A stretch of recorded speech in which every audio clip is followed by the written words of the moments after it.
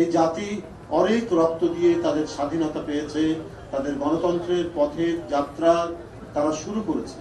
সুতরাং এই জাতির এই যে অর্জন, এই অর্জনগুলো বৃথা না যায়, ক্ষুদ্র রাজনৈতিক স্বার্থে এই অর্জন যেন জলাঞ্জলি না হয়, এই দিকটা আমাদেরকে অবশ্যই দেখতে হবে।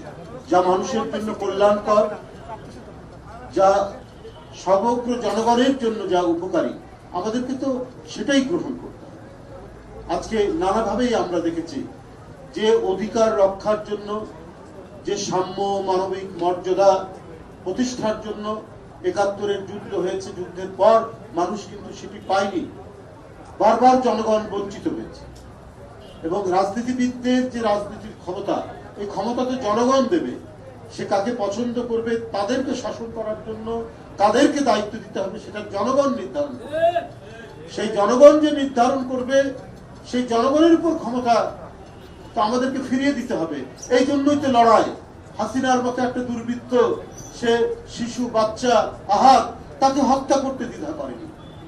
মানবাধিকার, জাতিসংঘের মানবাধিকার সংস্থার যে রিপোর্ট আপনারা পড়ে দেখুন, তারা যে তথ্যটা নিয়ে এসছে, সে তথ্য কত রক্তহীন করার তথ্য। যে গাজীপুরে একটা 14 বছরের কিশোর, তার শরীরে 40টা গুলি করা হয়েছে। এটা তো একটা সংক্ষিপ্ত একটা কথা বললাম, আরো অনেক তথ্য আছে। আর আরো তথ্য তো আমরা নিজের চোখে দেখেছি, জেনেছি। 2 মাস 3 মাস এখনো অনেকে জেলের মধ্যে আছে, এখনো হাসপাতালে আছে, কাতরাচ্ছে। কারো হাত নাই, কারো পা নাই, হাতটি সংযোজন করা যাবে কিনা কৃত্রিম ভাবে তারও কোনো নিশ্চয়তা নেই। যে পা কেটে ফেলতে হয়েছে, সে পা কৃত্রিম ভাবে সংযোজন করা যাবে কিনা তার কোনো নিশ্চয়তা নেই। অথচ পার্শ্ববর্তী দেশ থেকে হাসিনা হুঙ্কার দেয় তার নেতা কর্মীদেরকে যে তোমরা আক্রমণ করো, মানে তার ভাষাটা বললে এরকম হবে, তোমরা নেমে পড়ো। তার যে মিনিমাম একটা অনুশোচনা থাকবে, তার যে একটা আত্ম অনুশোচনা থাকবে, নিজে যে একটা আত্মমন্থন করবে, সেটি তার মধ্যে নেই।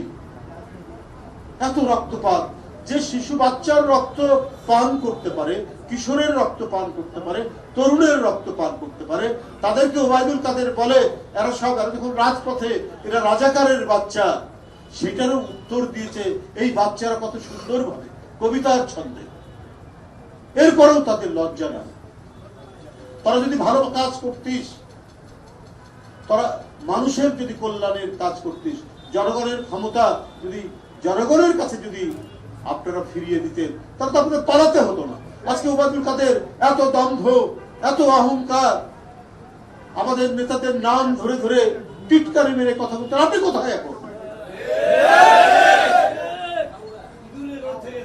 তাহলে এটা তো বড়, মানে কি রাষ্ট্র নিয়ে এরা কি খেলাধুলা করেছে, রাষ্ট্র নিয়ে এরা খোলামকুচি করেছে, খোলামকুচি বানিয়েছে রাষ্ট্রকে। আজকে লুকিয়ে থেকে অন্য দেশ থেকে আবার হুঙ্কার দেয়, উস্কানি দেয়। এটা অত্যন্ত দুঃখজনক, এটা অত্যন্ত বেদনাদায়ক ঘটনা।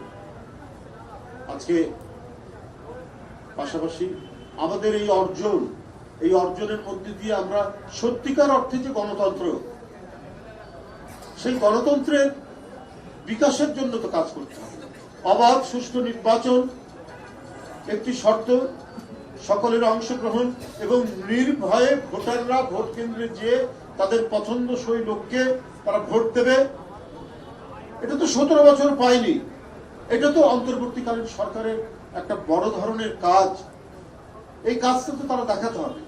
তারা এই বিতর্ক তো নিয়ে আসছে, আগে স্থানীয় সরকার, তারপরে সংসদ নির্বাচন। কেন? একটি রাজনৈতিক দল, তারপরে কিছু অন্যান্য নেতারা, কিছু নেই, সবাই না।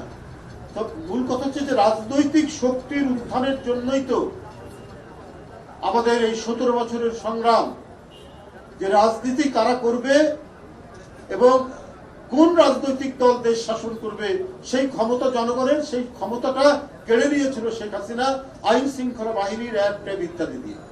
তো ডক্টর ইউনূস সাহেবের এই সরকারের দায়িত্ব হচ্ছে তো ওই সরকারটা মানে সেই ক্ষমতাটা জনগণকে ফেরত দেওয়া। সুতরাং আপনারা ওই জাতীয় সংসদ নির্বাচন আগে না স্থানীয় সরকার নির্বাচন আগে, আবার আজকে দেখছি স্থানীয় সরকারই আগে হবে, এই ধরনের সিদ্ধান্ত নির্দেশনা নাকি চলে এসছে। আমরা সংবাদপত্রে সংবাদ মাধ্যমে আমরা দেখছি। কেন? বিএনপি বলেছে যে জাতীয় সংসদ নির্বাচন এটা হচ্ছে একটা জাতীয় নির্বাচন। এই নির্বাচনের মধ্যে দিয়ে রাজনৈতিক ক্ষমতা রাজনীতিবিদের হাতে থাকবে, আর এই ক্ষমতার উৎস হচ্ছে জনগণ।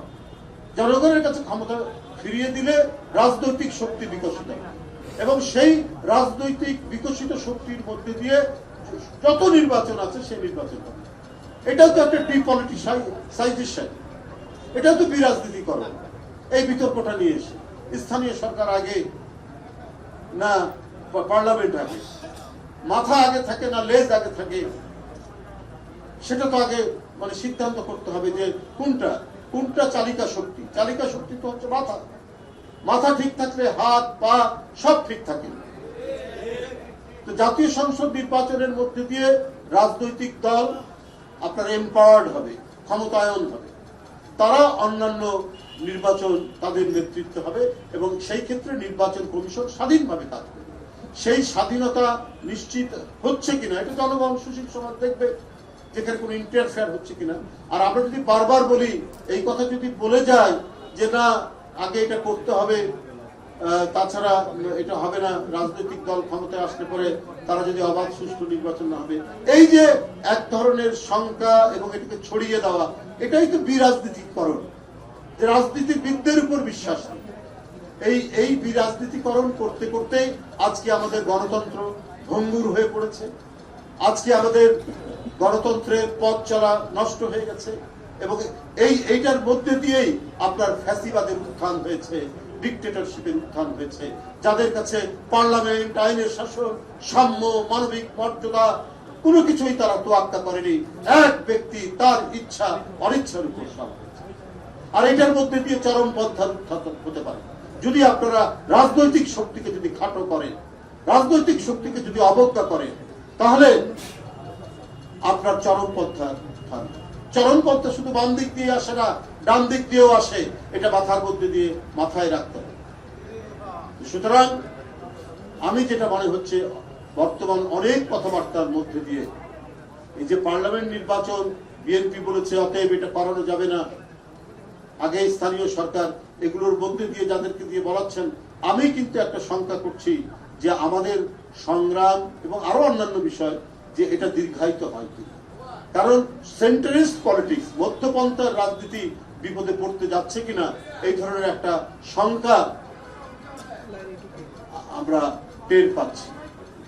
সুতরাং ডক্টর ইউনূস সাহেব যে আন্তর্জাতিক খ্যাতি সম্পন্ন মানুষ, এবং তিনি ন্যায়সঙ্গত কাজ করবেন। তিনিও শেখ হাসিনার দ্বারা অত্যাচারিত, নিপীড়িত। সুতরাং তার নেতৃত্বে অন্তর্বর্তীকালীন সরকার একটি সঠিক সিদ্ধান্ত নেবেন, এবং এদেশের রাজনৈতিক শক্তি, গণতান্ত্রিক রাজনৈতিক শক্তির যাতে বিকাশ হয়, এবং রাজনৈতিক নেতৃত্বে যে সঠিক নির্দেশনা দিতে পারে, সঠিক কাজটি করতে পারে। এই ধরনের বহু রাজনীতিবিদ তো আছে, এই ধরনের বহু রাজনৈতিক দলও আছে।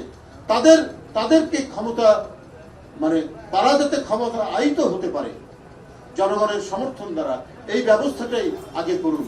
তারপরে যারাই ক্ষমতায় আসবে তাদের মাধ্যমেই দেশ চলবে, আরো স্থানীয় সরকার নির্বাচন হবে, আরো অনেক কিছু হতে পারে এই দেশে। তাহলেই আমার মনে হয় আমাদের যে রাষ্ট্রীয় গণতন্ত্রের জন্য এত স্বাধীনতার পর থেকেই লড়াই চলছে।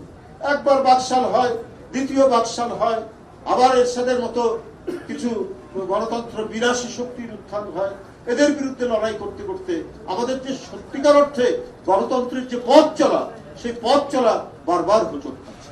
এই হোঁচট যাতে না হয় খায়, তো যে সংস্কারগুলো কথা বলছেন, এটার মধ্যে আলাপ আলোচনার মধ্যে নির্ধারণ করে আগে জাতীয় সংসদ নির্বাচন দিন, নির্বাচন দিয়ে যে রাজনৈতিক দল ক্ষমতা আসবে তারাই আপনার যাতে সমস্ত কিছু পরিচালিত করতে পারে জনগণের কাছে, সেই আস্থাটা প্রতিষ্ঠা করার জন্য অন্তর্বর্তীকালীন সরকার সেই প্রচেষ্টাটা নেবেন। আমি আজকের এই শবে বরাতের দিনে, এই উৎসব মুখর দিনে আমি বাংলাদেশ সহ সারা বিশ্বের মুসলিমদের প্রতি জানাই আন্তরিক শুভেচ্ছা, তাদেরকে ধন্যবাদ জানাই, তাদের অব্যাহত সুখ শান্তি কামনা করে আমার বক্তব্য শেষ করছি। খোদা হাফেজ।